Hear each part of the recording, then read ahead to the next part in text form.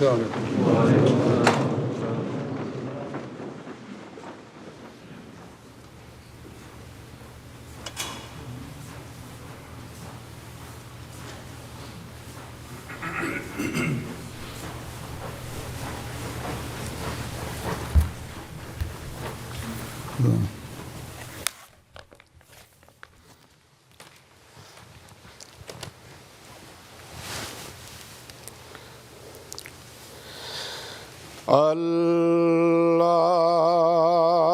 أكبر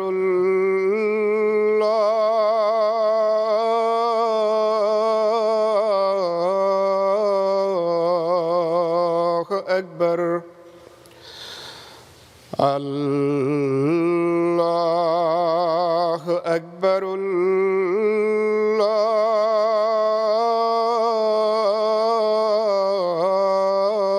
الله أكبر أشهد أن لا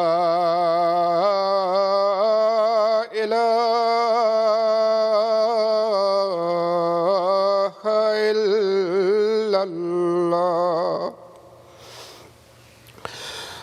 أشهد أن لا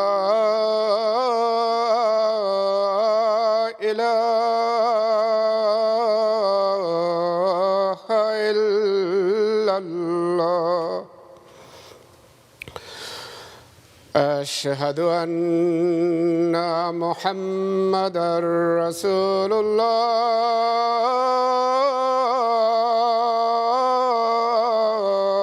الله أشهد أن محمدًا رسول الله حي على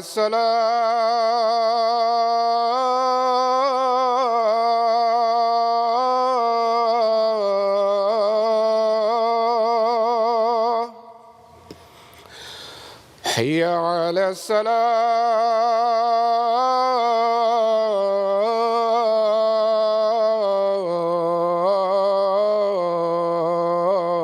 الصلاة حي على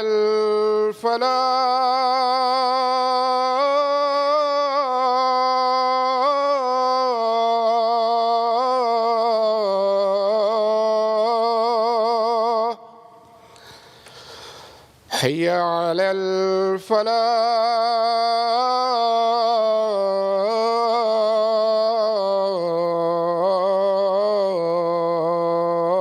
الفلاح الله أكبر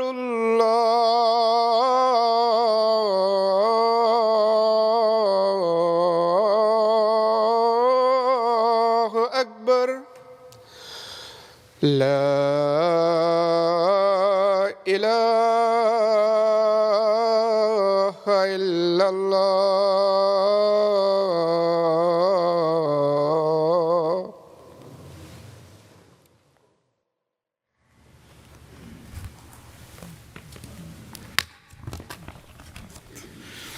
السلام عليكم ورحمة الله.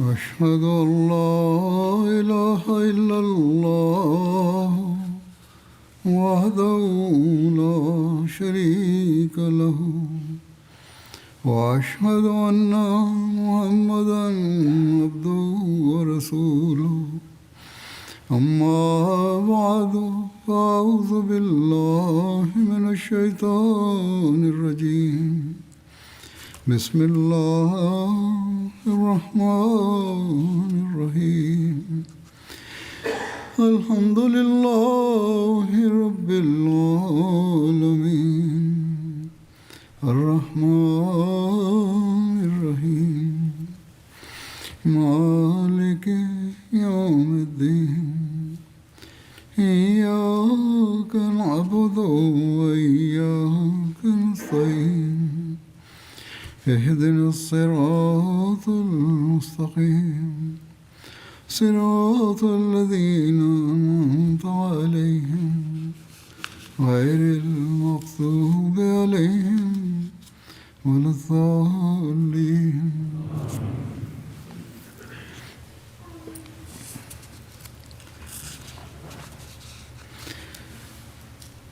حضرت صلی اللہ علیہ وسلم کے غزوات Në vazhd të përmendjes së betejave të profetit Muhammed sallallahu alaihi wasallam dhe të aspekteve të ndryshme të jetës së tij në këto beteja, në hutbet e kaluara ju kam treguar për luftën e Tebukut. کی تفصیل بیان ہو رہی تھی.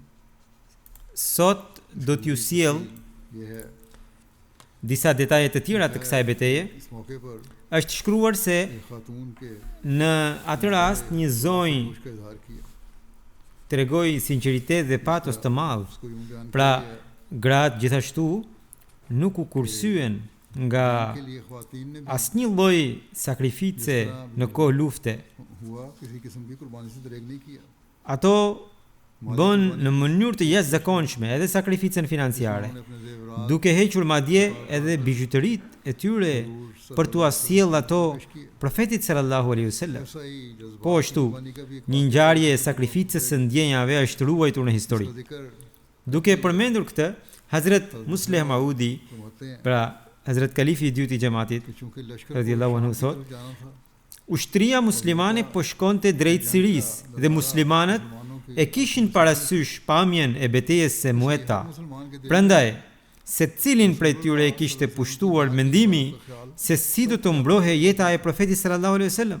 عورتیں تک بھی اس خطرے Këtë rrezik e ndjenin edhe gratë, اور اپنے të خاندان cilat اور اپنے بیٹوں کو i inkurajonin bashortët dhe bijtë e tyre që të merrnin pjesë në luftë. جوش کا اندازہ Zellin e tyre mund ہو سکتا ہے mund ta përfitojmë nga një ngjarje e një sahabi, ndërsa profeti sallallahu alaihi wasallam sapo ishte nisur nga Medina me ushtrinë muslimane, sahabi në fjalë pas një udhëtimi ishte kthyer në Medinë. جب Duke qenë larg familjes për një kohë, ai po kthehej në shtëpinë e tij nga gëzimi se do ta shikonte të shoqen e e dashur. انہوں نے اپنی بیوی کو Bashortja e tij ishte në obor kur ai hyri në shtëpi. محبت سے آگے Ai ju afrua për ta përqafuar me mall. Por ajo i largoi جب وہ بیوی کے قریب آ گئے dhe e shtyu me duart e saj. دونوں ہاتھوں سے ان کو دھکا دے دیا. Sahabi e pa i befasuar صحابی نے حیرت سے dhe e pyeti se pse po sille kështu. Edhe pse po takoheshin اس کے بعد ملنے پر pas kaq kohësh. بیوی نے کہا E shoqja tha, کیا تمہیں شرم نہیں آتی a nuk të vjen turp خدا që کا رسول i dërguari i Allahut po shkon کی جگہ پر جا në një vend të rrezikshëm اور تم ndërsa ti guxon të bësh dashuri me gruan tënde? جاؤ اور Ik dhe bëje detyrën tënde, اس کے të tjerat do të vinë më vonë. وہ صحابی Ai me njëherë doli nga shtëpia, سواری پر زین کا ja shtrëngoi shalën kafshës për të rendur galop drejt profetit sallallahu alaihi wasallam, të cilin e kapi pas një udhëtimi 3 ditësh. مسلم نے بیان فرمایا ہے Hazrat Musleh Maudi radhiyallahu anhu e ka përmendur këtë ngjarje edhe në një vend tjetër. قرآن میں ہے Ajo që ju kam cituar më sipër ishte nga libri Debache Tefsirul Quran, dhe kjo e dyta që do t'ju sjell e ka thënë کہ اجتماع پہ në një fjalim të mbajtur në ijtima të Khudamul Ahmadiyas, pra në një ijtima, në një mbledhje فرماتے ہیں që bëhet garë sportive akademike për të rinjt e xhamatit. Edhe ai thot, njëherë profeti sallallahu alaihi wasallam dërgoi një sahab për një punë. Më pas u zhvilluan rrethanat e betejës së Tebukut. نہایت خطرناک تھی. Tebuku ishte në një zonë tepër të rrezikshme. Perandoria romake në atë kohë ishte po aq e fuqishme sa sot Amerika dhe Rusia. رسول Profeti sallallahu alaihi wasallam duhej të shkonte me një ushtri të vogël përballë një superfuqie kaq të madhe. میں بہت تھوڑے مسلمان تھے. Në Medinë kishte shumë pak musliman dhe edhe sikur të mblidheshin nga rrethinat, prapse prap, ushtria muslimane nuk mund të krahasohej me perandorinë romake apo bizantine. Prandaj, profeti sallallahu alaihi wasallam urdhëroi që të gjithë të niseshin për në جب luftë. اسلامی لشکر روانہ ہو Kur ushtria ishte nisur, ai sahab, të cilin profeti e kishte dërguar për një detyrë, صلی اللہ علیہ وسلم نے باہر کام کے لیے بھیجا ہوا تھا. u kthye në Medinë. جوان آدمی تھے. Ishte i ri në moshë, i sapo martuar. ایک عرصے کے Pas një kohë të gjatë, kur u kthye në shtëpi e pa gruan ulur në obor. حسین میں بیٹھے ہوئے دیکھا Menjëherë tentoi t'i afrohe gruas me dashuri të madhe për ta përqafuar atë.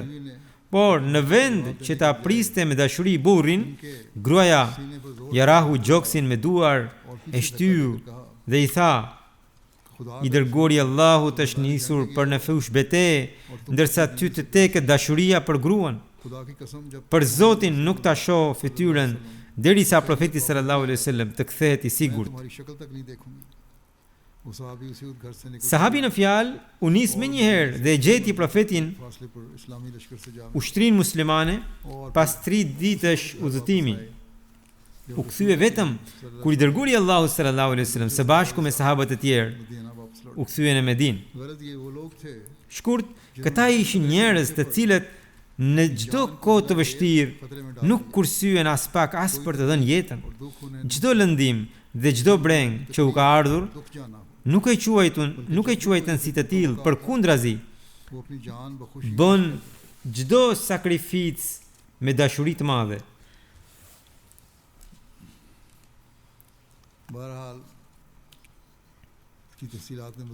Sidoqoftë, ka edhe disa detaje të mëtejshme për këtë bete. Profeti sallallahu alaihi wasallam bëri 15 ndalesa, sipas disa rrëfimeve 19 ndalesa gjatë rrugës. Me pas arriti në Tabuk së bashku me sahabët. Nuk gjendet një përshkrim i detajuar për vendet e çdo ndalese, por më vonë në ato vende u ndërtuan xhami, të cilave u është dhënë emri sipas vendodhjes. Kështu, dietarët kanë përfunduar se në ato pika profeti sallallahu alaihi wasallam ka qëndruar. Emrat e këtyre vendeve që përmenden në libra variojnë nga 15 deri në 22. Në Sirat ibn Ishaq dhe në Ibn Hisham përmenden 17 vende ku janë ndërtuar xhami, e që janë Dhu Khushub, Faifa, Dhul Marwa, Ruqa, Wadi al-Qura, Said, Hijr, Sadr Hawza, Dhul Jayfa, Shiq Ta'ara, Al-Batra, Ala, Dhatul Hitmi, Aqdar, Dhatul Zurab, Thaniyat Medran dhe Tabuk. Sipas një rrëfimi, Hazret Aqba bin Amir radhiyallahu anhu tregon, gjatë betejës së Tabukut udhëtuam me profetin sallallahu alaihi wasallam. Një natë ai ra në gjumë. Udhëtimi ishte i gjatë dhe kishte lodhje të tepërt, dhe ai u zgjua vetëm kur dielli ishte ngritur në lartësinë e një shtize. Profeti sallallahu alaihi wasallam tha: "O Bilal, a nuk të pata thënë të qëndroje zgjuar dhe të na zgjoje për sabahun?" Bilal i tha: "O i dërguari i Allahut, ashtu siç të zuri ty gjumi, më zuri edhe mua." Narratori thot se profeti sallallahu alaihi wasallam urdhëroi që ushtria të nise për më tutje dhe pasi ecën pak, ai zbriti nga kafsha, fali sunetet dhe pastaj drejtoi namazin e sabahut për sahabët. Pastaj profeti sallallahu alaihi wasallam vazhdoi udhëtimin gjithë ditën dhe gjithë natën, derisa në mëngjes të ditës tjetër arritën në Tabuk. Këtu nuk është e shënuar hollësisht, por padyshim gjatë këtij udhëtimi janë falur edhe namazet e tjera në kohët e tyre. Kur arriti në Tabuk, profeti sallallahu alaihi wasallam u drejtua sahabëve dhe mbajti një fjalim. Fillimisht lavdëroi Allahun dhe pastaj tha: "O njerëz, fjala më e vërtet është libri i Allahut. Lidhja më e fortë është druajtja ndaj Allahut. Takva pra. Feja më e mirë është feja e Ibrahimit. Praktika më e mirë është praktika e Muhamedit sallallahu alaihi wasallam. Fjala më e lartë është përmendja e Allahut. Rrëfimi më i mirë është Kurani.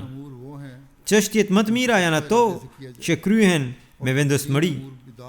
Çështjet më të këqija janë bidate, prarisit në fe. Udhëzimi më i mirë është udhëzimi i profetëve. Vdekja më e lavdëruar është vdekja e dëshmorit. Errësira më e madhe është devijimi pas udhëzimit. Veprat më të mira janë ato që sjellin dobi. बेहतरीन हदायत वो है Udhëzimi më i dobishëm është ai që ndiqet, सबसे बुरा pra që mund të ndiqet. का अंधा होना है Verbëria më e keqe është verbëria e zemrës, बातें समझना है pra jo verbëria nga syt, por verbëria shpirtërore, që ndodh atëherë kur nuk i kupton fjalët e Zotit. Mëtej profeti thot, dora e sipërme është më e mirë se dora e poshtme. करने वाले से Një gjë e pakët, por e mjaftueshme është më e mirë se ajo që është e shumtë dhe të shpërqendron. जिंदगी क़यामत के Kërkimfalja më e keqe është ajo që bën në çastin e vdekjes. Turprimi më i keq është ai që do të bëhet ditën e gjykimit. Disa njerëz vijnë vonë për xhuma dhe disa të tjerë e lënë përmendjen e Allahut her pas here. झूठी जुबान Ndër mëkatet më të mëdha është gënjeshtra. दौलतमंदी तो Pasuria më e mirë është pasuria shpirtërore.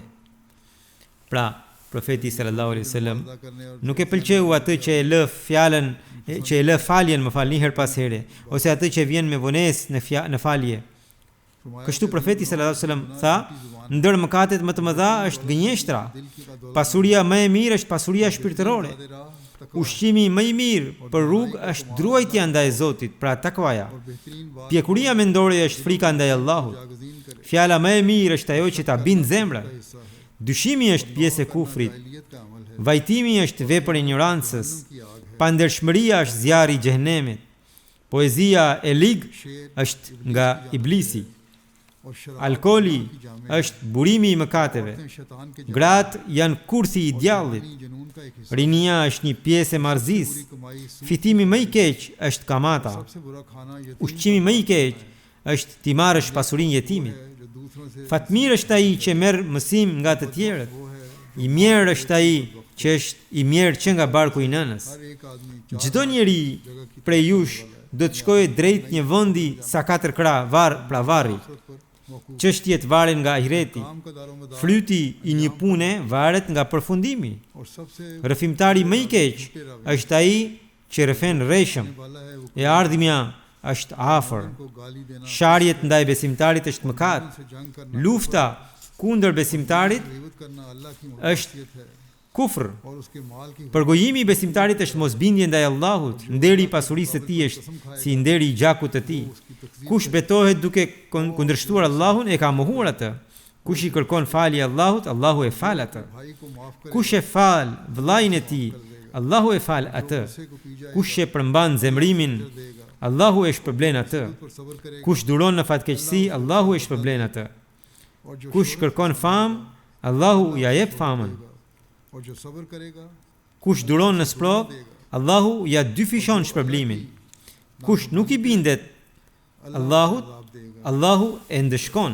आगे फरमाया कि ए अल्लाह मुझे Pastaj pejgamberi sallallahu alajhi wasallam tha, 3 herë, o Allah, më fal mua dhe umetin tim. O Allah, më fal mua dhe umetin tim. O Allah, më fal mua dhe umetin tim. बुराई फिर फरमाया मैं अल्लाह से Më pas u tha sahabëve, unë i kërkoj falje Allahut për vete dhe për ju.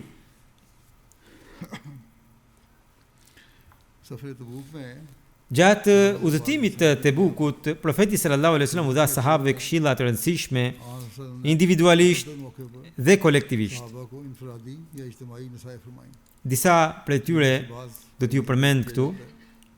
हज़रत Hazret Abu Said Hudri radiallahu anhu rëfen se profeti sallallahu alaihi wasallam tek po mbështete te kafsha e tij ju drejtua njerëzve duke thënë: फरमा रहे थे आपने A t'ju tregoj për njerëzit më të mirë dhe më të këqij? और बदतरीन लोगों के बारे में ना बताऊं Njeriu më i mirë është ai बदतरीन वो आदमी që niset mbi kalin ose deven e tij ose edhe në këmbë या पैदल ही për të punuar në rrugën e Allahut derisa e gjen vdekja. और यकीन Njeriu më i keq është ai आदमी है që e lexon librin e Allahut por nuk i kushton vëmendje asnjë pjesë të tij për shkak të ignorancës së vet. सिर्फ रुजू नहीं करता अब देखें बहुत सारे आजकल Shikoni sa shumë njerëz në kohën e sotme pretendojnë të lexojnë Kuranin e shenjtë, por हज़रत इब्न अब्बास से nuk veprojnë sipas tij. Hazrat Ibn Abbasi rëfen तबूक se pejgamberi sallallahu alaihi wasallam u tha sahabëve në Tebuk, लोगों में njeriu i pa shembullt në vlera është ai që duke qenë mbi kalin e tij në rrugën e Allahut bën xihad dhe qëndron larg së keqes së njerëzve. दूसरा वो आदमी Ndërsa i dyti i rangut më të lartë është ai që është bujar, nderon mikun dhe atij i jep të drejtën që takon. उसे उसका हक देता हो। Në këtë rast përmendet edhe letra që ju dërgua Herakliut. जब हज़रत सल्लल्लाहु Kur profeti sallallahu alaihi wasallam arriti në Tebuk, अलैहि Herakliu ndodhej në Hims, वसल्लम pra उसका नाम उस वक्त hymns perandori Bizant. Ndodhej në Hims. Pejgamberi sallallahu alaihi wasallam tha, ai që ja çon letrën time perandorit do të ketë xhenet. Një burr tha, po sikur ai të mos e pranoj letrën, edhe nëse nuk e pranon, ju përgjigj profeti sallallahu alaihi wasallam. चुनाचे वो शख्स Ai burri e mori letrën, shkoi dhe ja dorëzoi Herakliut.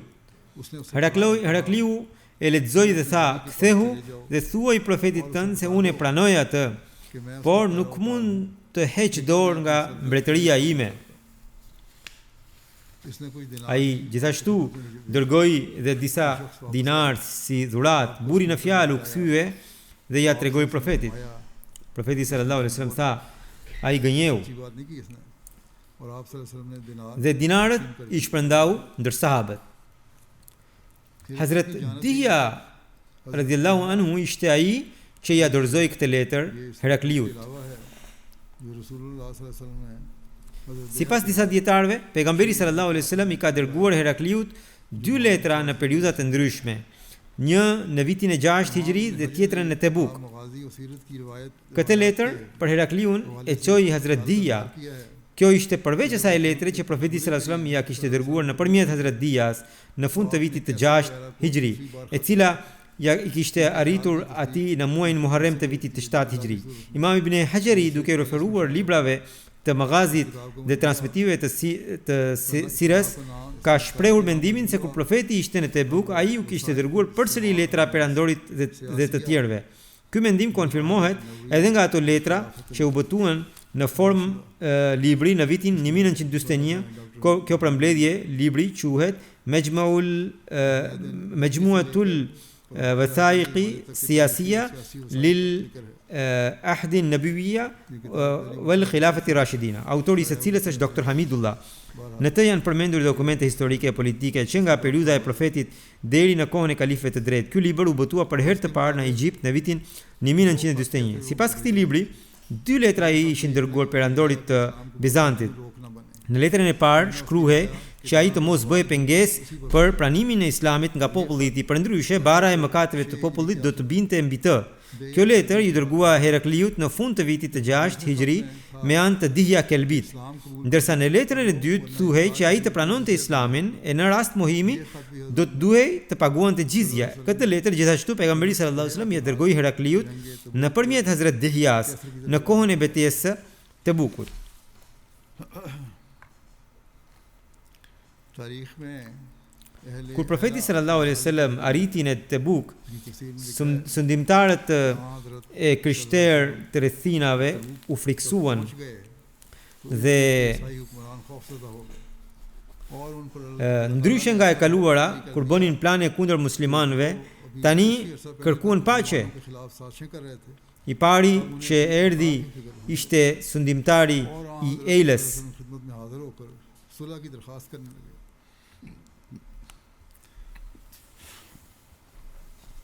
इनमें से सबसे पहले एला का हाकिम हाजिर खिदमत हुआ। Ejla ishte një qytet pranë detit të Kuq, në skajin verior të Hijazit dhe në hyrje të Shamit. Sundimtari i saj, एला का हाकिम Jona bin Ruba, erdhi bashkë me përfaqësues të Shamit, të Yemenit, të zonave bregdetare dhe të Gjerbas dhe të Azruhit. Të gjithë kërkuan marrëveshje paqe me profetin. Profeti sallallahu alaihi wasallam u dha atyre garanci paqeje me shkrim ku shkruhej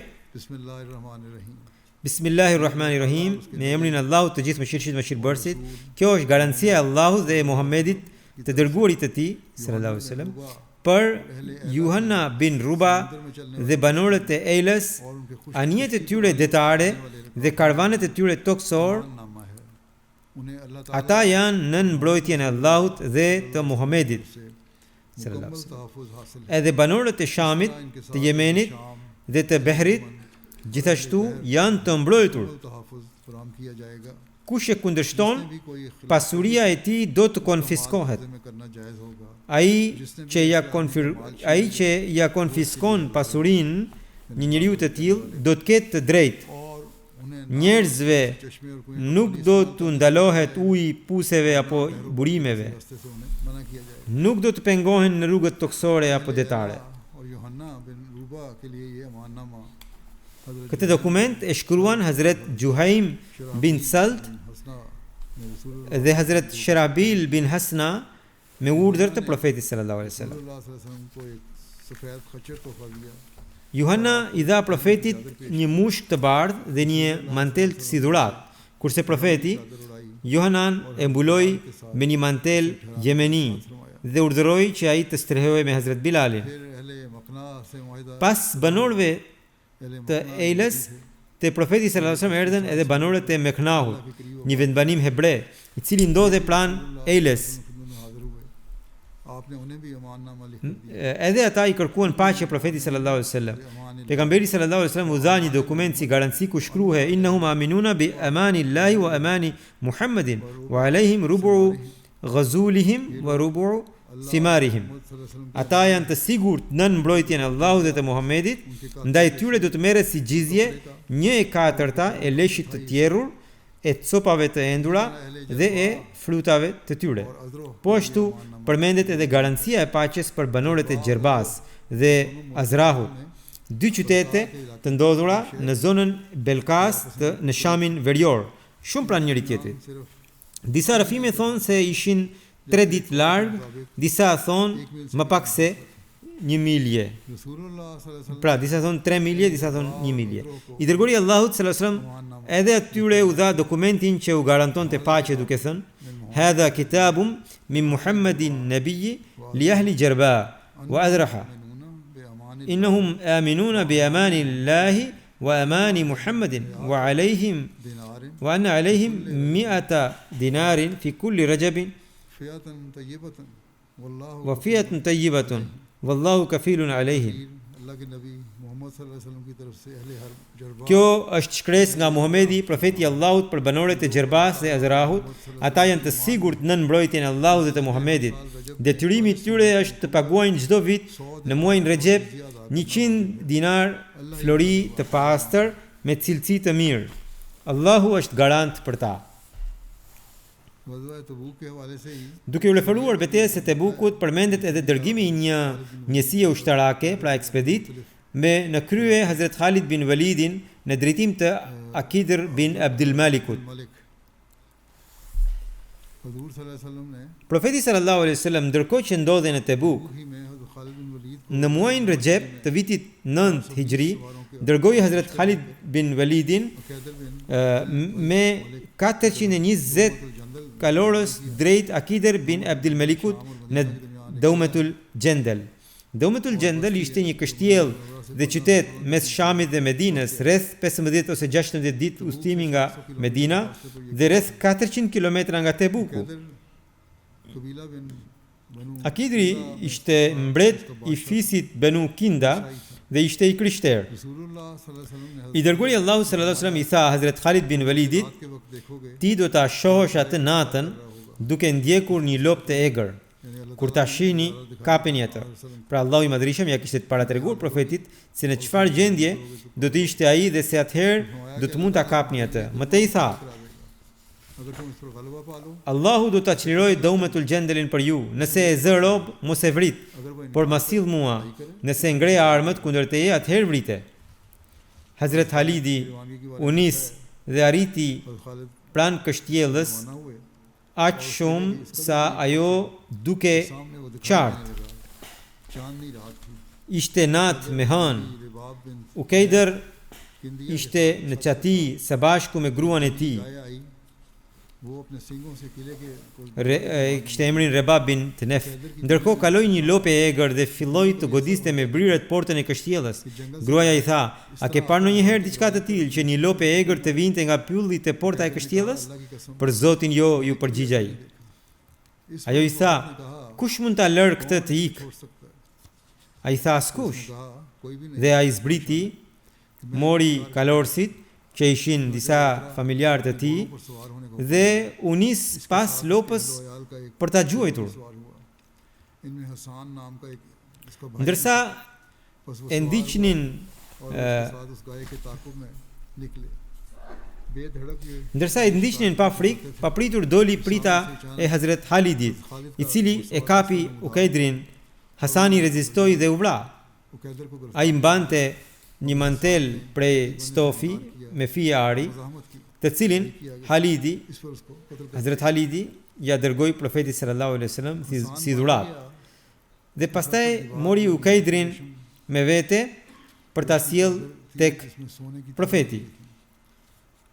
Khalid बिन वलीद ने इस चादर को हुजूर सल्लल्लाहु अलैहि वसल्लम की खिदमत में रवाना किया और फिर Pasi Halidi को लेकर रवाना radhiyallahu anhu e zuri Ukaidrin की तफसील में मज़ीद लिखा है dhe Hasani कर लिया गया që ishte i vëllai u vra. Hasan कत्ल कर दिया। Halidi i tha Ukaidrit, कैदर से कहा क्या मैं a do që unë të jap siguri me kusht që ty të paraqes para profetit sallallahu alaihi wasallam dhe ti të na hapësh kështjellën e Domatul Gjendelit. इस पर Po ju përgjigj Ukaidri. लेकर चले Kur arritën pranë kështjellës, Ukaidri thiri familjen e tij të hapnin portën, कि दरवाज़ा खोलें। por vllai i tij tjetër, उन्होंने दरवाज़ा खोलने का इरादा किया तो कैदर के pra donin të hapnin, por vllai i tij tjetër Mazat refuzoi sepse pa zinxhirët me të cilët ishte lidhur Ukaidri.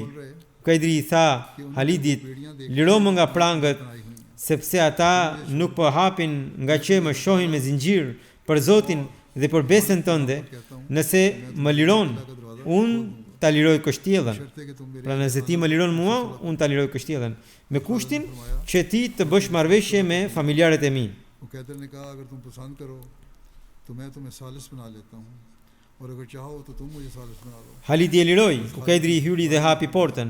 U kap से वही कबूल करे dhe më dhati. दे Atëherë u morën të gjitha gjërat për të cilat ishte bërë marrëveshja. देगा।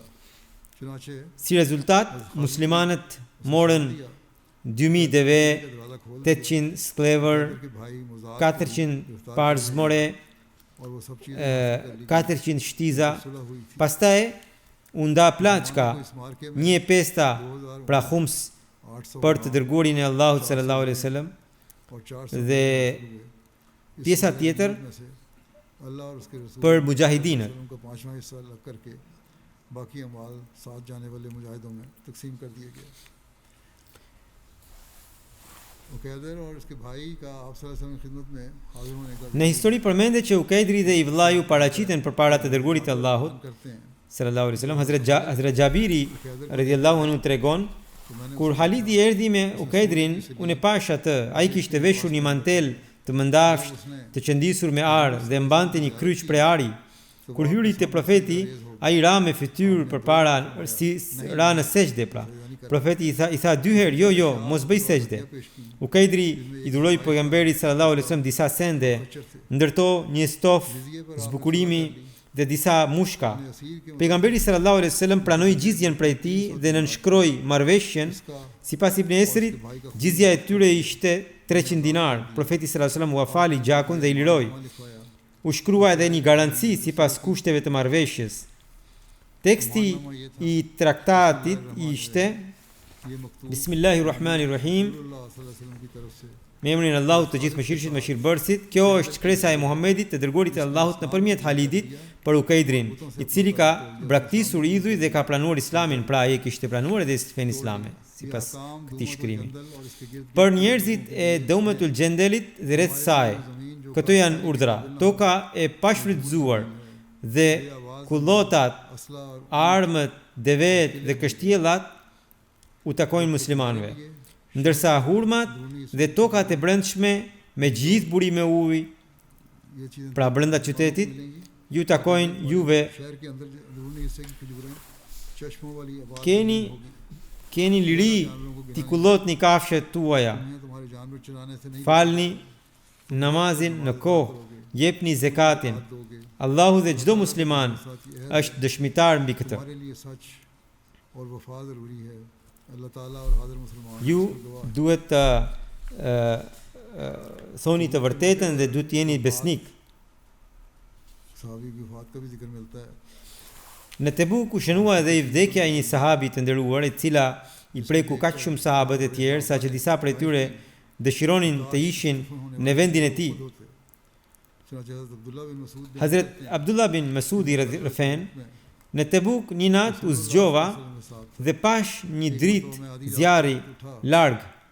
Shkova të shikoja dhe pash profetin sallallahu alaihi wasallam, Hazret Ebu Bekrin dhe Hazret Omerin radhiyallahu anhum, duke varrosur dikë.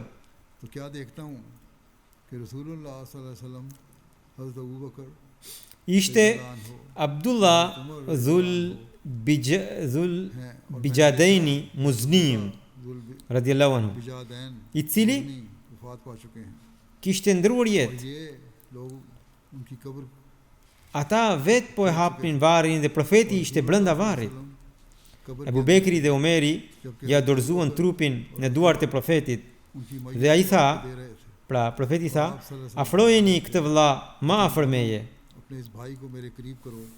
बस इन दोनों ने हज़रत Abdullah Kur e vendosi në varr, profeti sallallahu alaihi wasallam के हाथ में दिया। u lut, आप सल्लल्लाहु अलैहि वसल्लम ने अपने हाथ Allahumma इस मैयत को inni amsaytu radiyan anhu farda anhu. राज़ियन अनहु फारिस फर्दा अनहु, O Allahu im, कि ए अल्लाह unë jam i kënaqur me të. कि मैं इससे राज़ी था। O Allah, edhe ti ji i kënaqur me të. बयान करते हैं Hazret Abdullah bin Masudi thot, atë moment dëshirova që në vend të tij të isha unë, और ये दुआएं vetëm që të merja lutjen e profetit. दैन का ताल्लुक कबीला Hazret Abdullah Dhul Bijadaini kishte prejardhje nga fisi i Banu Muzajna. Ai ishte ende i vogël kur babai i tij ndroi jetë, nuk mori asgjë nga trashëgimia. Xhaxhai i tij ishte i pasur dhe ai e mori në kujdes, derisa edhe ai u pasurua. Filloi të merre me tregti bashkë me të. Pas çlirimit të Mekës, ai e pranoi Islamin. Kur e pranoi Islamin, xhaxhai i tij ja mori çdo gjë, madje edhe çarçafin e tij në trup. खींच ली। Ja mori edhe rrobën që mbante në bel. Pastaj erdhi nëna e tij dhe ndau çadrën e vet në pra çarçafin e vet, më falni, në dy pjesë. Hazret Abdullah një pjesë e përdori për poshtë, pra si izar, ndërsa pjesën tjetër e hodhi mbi supe. Pastaj erdhi në Medinë dhe ushtri në xhami. Pastaj fali sabahun me profetin sallallahu alaihi wasallam. Ai thot se sa herë që profeti përfundonte namazin e sabahut, i shikonte njerëzit me kujdes për të parë kush ishte aty, a kishte ndonjë person të ri. Kur profeti e pa Hazret Abdullahun, e konsideroi të panjohur dhe e pyeti kush je. Hazret Abdullahu i tregoi prejardhjen e tij. Në një transmetim përmendet se ai tha, unë quhem Abdul Uzza. Profeti sallallahu alaihi wasallam tha, ti je Abdullah Dhul Bijadain, pra ai që ka dy çarçafe. Pastaj profeti tha, ri pranë meje. Kështu ai u bë prej mysafirëve të profetit. Dhe profeti i mësonte atij Kur'anin, derisa ai mësoi shumë pjesë të tij përmendsh. जब आप तबूक की तरफ रवाना हुए, Kur profeti sallallahu alaihi wasallam u nis drejt Tebukut, ai tha, i dërguari i Allahut मेरे लिए sallallahu alaihi दुआ wasallam, करें lutuni për mua që të bie dëshmor. कि ए अल्लाह Pejgamberi sallallahu alaihi wasallam u lut, o Allah, unë e bëj gjakun e tij të ndaluar për jo besimtarët. Ai tha, i dërguari i Allahut, nuk ju a kërkova këtë.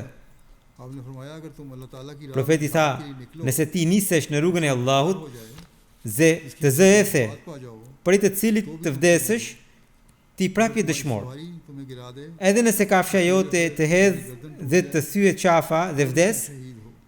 prapje dëshmor. करो कि शहादत किस तरीके से Mos u shqetëso se në çmë mënyrë të vjen mundësia për të bërë dëshmor. Pas disa ditësh pasi arritën në Tebuk, ai ndroi jetë për shkak të sëmundjes.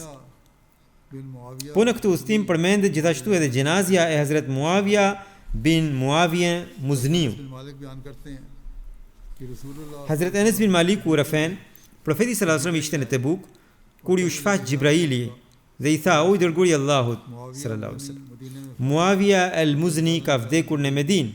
Allahu të ka njoftuar. Falja gjenazen. Më pas, në keshf, në vizion, përpara syve të pejgamberit, u ngrit shtrati i gjenazes së Muavijes. आपने नमाज जनाजा Dhe profeti sallallahu alaihi wasallam e fali gjenazen. फरिश्तों की तरफ Dhe engjëjt u rreshtuan në saf pas tij. सल्लल्लाहु अलैहि वसल्लम ने जिब्राइल से Pejgamberi sallallahu alaihi wasallam e pyeti Gjibrailin, për shkakun e këtij nderi të madh कि इतना जो që pati ky sahab. रह गया इसको वो मुझे कहा गया है जनाजा पढ़ो जिब्राइल ने जवाब Gjibraili tha, कि सूरह कुल ai kishte dashuri të veçantë për suren Kul huwallahu ahad. E lexonte në çdo gjendje, duke ecur, duke hipur, ulur dhe në këmbë.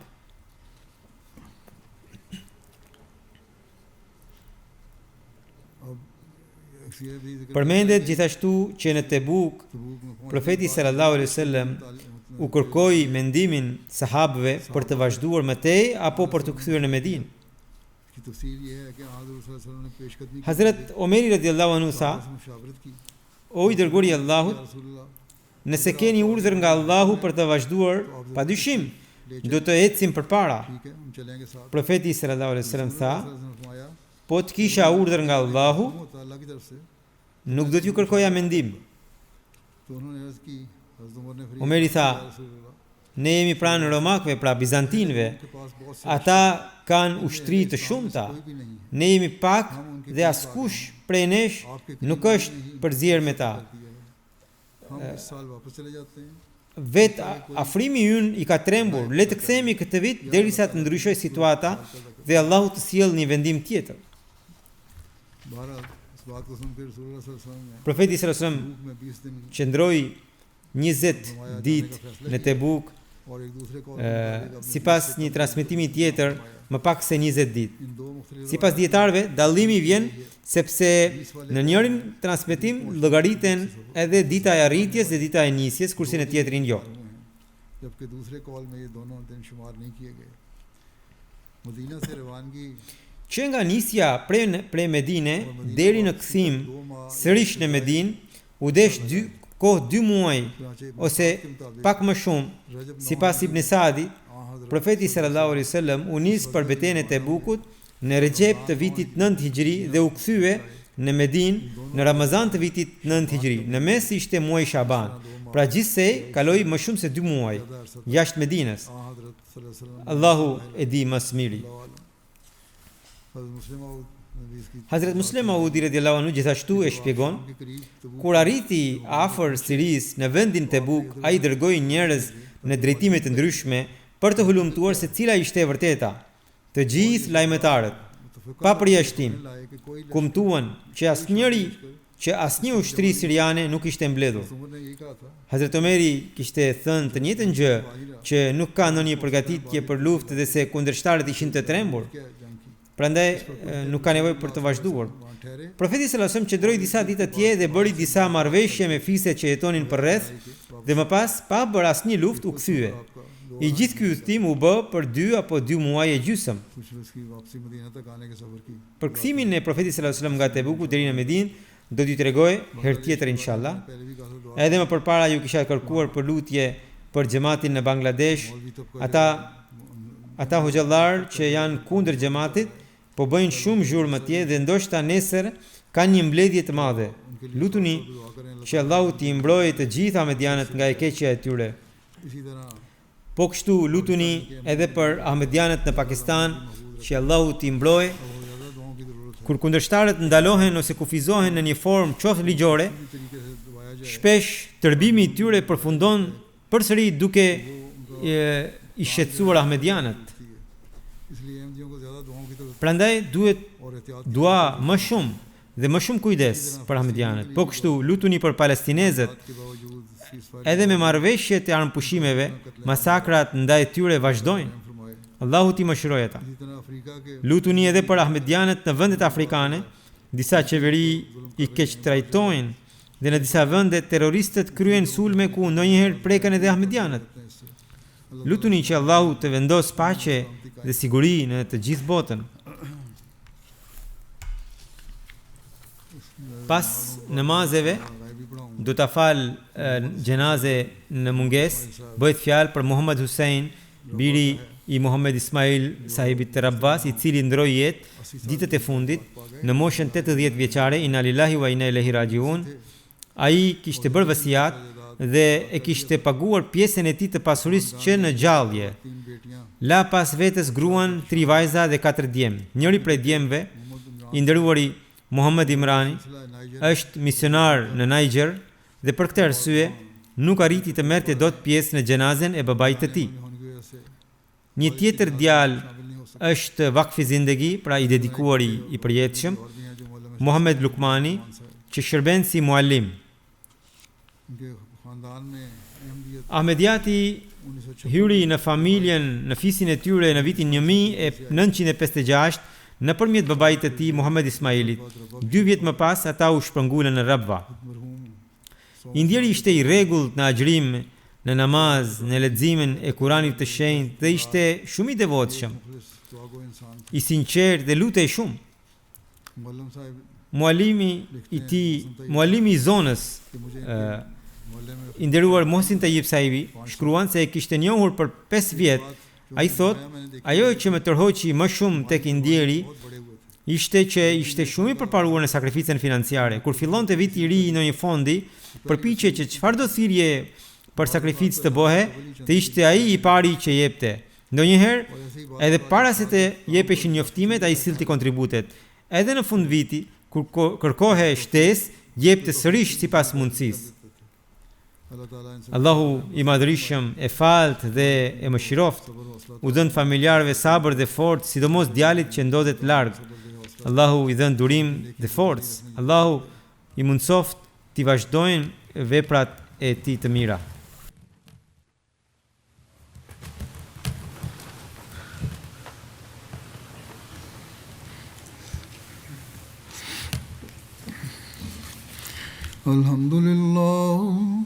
الحمد لله نحمده ونستعينه ونستغفره ونؤمن به ونتوكل عليه ونعوذ بالله من شرور أنفسنا ومن سيئات أعمالنا من يهده الله فلا مضل له ومن يضلل فلا هادي له ونشهد أن لا إله إلا الله ونشهد أن محمدا عبده ورسوله عباد الله رحمكم الله إن الله يأمر بالعدل والإحسان وإيتاء ذي القربى وينهى عن الفحشاء والمنكر والبغي يعظكم لعلكم تذكرون اذكروا الله يذكركم وادعوه يستجب لكم ولذكر الله أكبر